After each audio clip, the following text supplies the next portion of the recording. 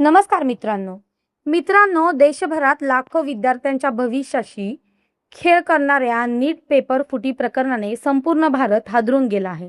Medical क्षेत्रात प्रवेश मिळवण्यासाठी घेतली जाणारी नीट परीक्षा जी लाखो विद्यार्थ्यांच्या आयुष्याचा टर्निंग पॉइंट मानला जातो, त्याच परीक्षेवर आता प्रश्नचिन्ह निर्माण झाला आहे। कारण या परीक्षेचा पेपर परीक्षा सुरू होण्याआधीच काही जणांच्या हाती पोहोचल्याचा धक्कादायक आरोप समोर आला आणि त्यानंतर सुरू झाला देशभरातील सर्वात मोठ्या शैक्षणिक घोटाळ्यांपैकी एक तपास। या प्रकरणात सुरुवातीला राजस्थान, बिहार, हरियाणा आणि केरळ यासारख्या राज्याची नावं समोर आली, पण तपास जसजसा पुढे गेला तसतसं या संपूर्ण रॅकेटचं महाराष्ट्र कनेक्शन उघड होत गेलं आणि देशभरात एकच खळबळ उडाली। नाशिकमधून शुभम खेरनार, अहिल्यानगरमधून धनंजय लोखंडे आणि पुण्यातून एका महिलेला अटक करण्यात आली। या सर्वांवर पेपर फुटी रॅकेटशी संबंध असल्याचा संशय व्यक्त करण्यात आला होता। तपास यंत्रणांनी या सगळ्यांना पुढील चौकशीसाठी सीबीआयच्या ताब्यात दिलं आणि त्यानंतर अनेक धक्कादायक माहिती समोर येऊ लागली। आजच्या या विशेष रिपोर्टमध्ये आपण पाहणार आहोत नीट पेपर फुटीची सुरुवात नेमकी कोठून झाली, पेपर विद्यार्थ्यांपर्यंत कसा पोहोचला, या रॅकेटमध्ये कोण कोण सामील होतं, महाराष्ट्र कनेक्शन नेमकं काय आहे आणि या संपूर्ण घोटाळ्यामुळे लाखो विद्यार्थ्यांच्या भविष्यावर कसा परिणाम झाला। देशातील सर्वात मोठी मेडिकल प्रवेश परीक्षा नीट म्हणजे national eligibility cum entrance test देशभरातील सरकारी आणि खासगी मेडिकल कॉलेजमध्ये MBBS आणि BDS प्रवेशासाठी ही परीक्षा घेतली जाते। दरवर्षी लाखो विद्यार्थी या परीक्षेसाठी दिवस रात्र मेहनत घेतात। एका सीटसाठी हजारो विद्यार्थी स्पर्धा करत असतात। पालक आपल्या मुलांच्या शिक्षणासाठी लाखो रुपये खर्च करतात। काही विद्यार्थी 2-2, 3-3 वर्ष ड्रॉप घेऊन तयारी करतात। त्यामुळे नीट परीक्षा म्हणजे विद्यार्थ्यांचे स्वप्नांचा आधार मानला जातो, पण त्याच परीक्षेवर आता विश्वास उरलेला नाही अशी भावना अनेक विद्यार्थ्यांनी व्यक्त केली आहे। पेपर फुटीची पहिली शंका कशी आली? नीट परीक्षेचा निकाल जाहीर झाल्यानंतर अनेक विद्यार्थ्यांनी आणि तज्ज्ञांनी काही गोष्टींकडे लक्ष वेधलं। काही केंद्रांवर अनपेक्षितरित्या मोठ्या प्रमाणात उच्च गुण मिळाले होते। काही विद्यार्थ्यांना जवळपास पूर्ण मार्क्स मिळाले होते। सोशल मीडियावर काही प्रश्नपत्रिका परीक्षा सुरू होण्यापूर्वी व्हायरल झाल्याचा दावा करण्यात आला। सुरुवातीला हे फक्त अफवा असल्याचं मानलं गेलं, पण जसजसे पुरावे समोर आले तसा संशय अधिक गडद होत गेला। बिहारमधून तपासाची पहिली मोठी दिशा तपास यंत्रणा पहिला मोठा धागा बिहारमधून मिळाला। काही विद्यार्थ्यांना पेपर आधीच मिळाल्याचा संशय व्यक्त करण्यात आला। चौकशी दरम्यान काही संशयितांच्या मोबाईलमधून प्रश्नपत्रिकेचे फोटो आणि उत्तरं सापडल्याची माहिती समोर आली। याच वेळी काही आरोपांनी कबुली दिल्याचं दावा करण्यात आला की परीक्षेच्या आधी काही विद्यार्थ्यांना खास ठिकाणी बसून पेपर आणि उत्तर शिकवण्यात आली होती। या बदल्यात लाखो रुपयांची डील झाली होती। राजस्थानच्या सीकरमधून मोठा खुलासा झाला। तपास जसजसा पुढे गेला तसतसं राजस्थानमधील सीकर ठिकाण तपासाचं केंद्राशी आलं। सीकरमध्ये काही कोचिंग नेटवर्क्स आणि एजंट मार्फत विद्यार्थ्यांना पेपर उपलब्ध करून दिल्याचा आरोप करण्यात आला।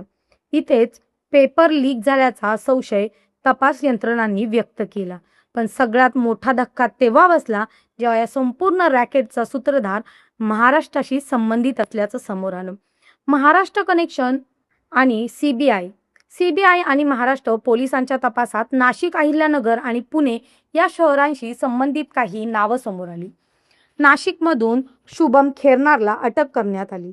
अहिल्यानगरमधून धनंजय लोखंडे याला ताब्यात घेण्यात आलं, तर पुण्यातून एका महिलेलाही अटक करण्यात आलं। या अटकांनंतर तपास अधिक वेगवान सुरू झाला, कारण या आरोपीचे संपर्क इतर राज्यांमधील संशयितांशी असल्याचा दावा करण्यात आला। शुभम खेरनार कोण?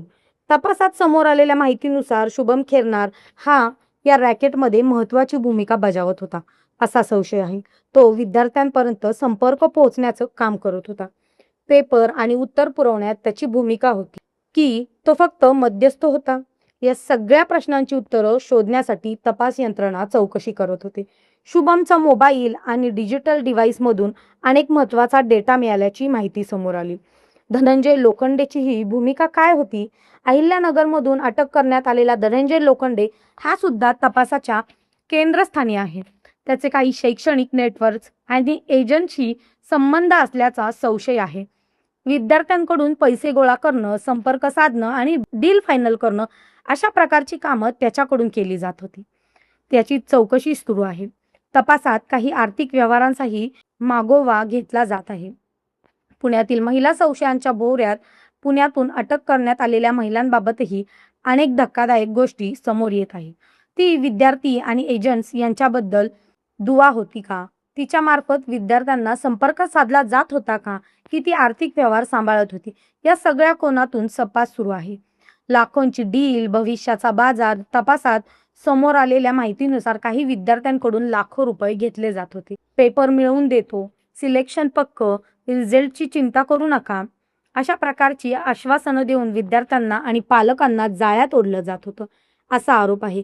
काही प्रकरणांमध्ये 30 लाखांपासून 70 लाख रुपयांपर्यंत व्यवहार झाल्याचंही समोर आलं. विद्यार्थ्यांचा संताप. या प्रकरणानंतर देशभरात विद्यार्थ्यांनी संताप व्यक्त केला. आम्ही दिवस रात्र मेहनत करतो आणि काही लोक पैसे देऊन मेडिकल सीट मिळवतात, असा सवाल विद्यार्थ्यांनी उपस्थित केला. सोशल मीडियावर #नीट स्कॅम आणि #रीनीट सारखे हॅशटॅग ट्रेंड होऊ लागले. विद्यार्थ्यांनी निष्पाप चौकशी आणि कठोर कारवाईची मागणी केली. विरोधकांचा सरकारवर हल्लाबोल. या प्रकरणावरून विरोधी पक्षांनी केंद्र सरकारवर जोरदार निशाणा साधला. देशातील परीक्षा व्यवस्था पूर्णपणे कोलमडली आहे. विद्यार्थ्यांच्या भविष्याशी खेळ सुरू आहे. मोठं रॅकेट सरकारच्या संरक्षणाखाली चालत होतं का? असे गंभीर आरोप करण्यात आले. संसदेतही हा मुद्दा गाजला. सीबीआयची एंट्री. प्रकरणाची गंभीरता लक्षात घेता तपास सीबीआयकडे सोपवण्यात आला. सीबीआयने अनेक राज्यांमध्ये छापेमारी सुरू केली. आरोपीचे कॉल रेकॉर्ड्स, आर्थिक व्यवहार, सोशल मीडिया चॅट्स आणि डिजिटल पुरावे तपासले जाऊ लागले. तपासात काही कोचिंग नेटवर्क्स आणि एजंटवरही संशय व्यक्त करण्यात आला. पेपर फुटीचा प्लॅन कसा रचला गेला? तपासानुसार संपूर्ण रॅकेट अतिशय नियोजनबद्ध पद्धतीने काम करत होतं. सुरुवातीला विद्यार्थी शोधले जात होते. त्यानंतर त्यांच्याशी गुप्त संपर्क साधला जात होता. मोठ्या रकमेची मागणी केली जात होती आणि मग परीक्षा सुरू होण्याआधी प्रश्नपत्रिका आणि उत्तर उपलब्ध करून दिली जात होती. काही प्रकरणांमध्ये विद्यार्थ्यांना विशेष ठिकाणी नेऊन उत्तरं पाठ करवली जात होती, असाही आरोप आहे.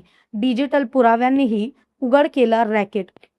तपास यंत्रणांनी आरोपीच्या मोबाईलमधून काही चॅट्स, फोटो आणि व्यवहारातले पुरावे मिळाल्याची माहिती समोर आली. व्हॉट्सअप ग्रुप्स, टेलिग्राम चॅनल्स आणि ऑनलाईन पेमेंट्सचा वापर करण्यात आला का, याचाही तपास सुरू आहे. विद्यार्थ्याच्या पालक चिंतेत आहेत.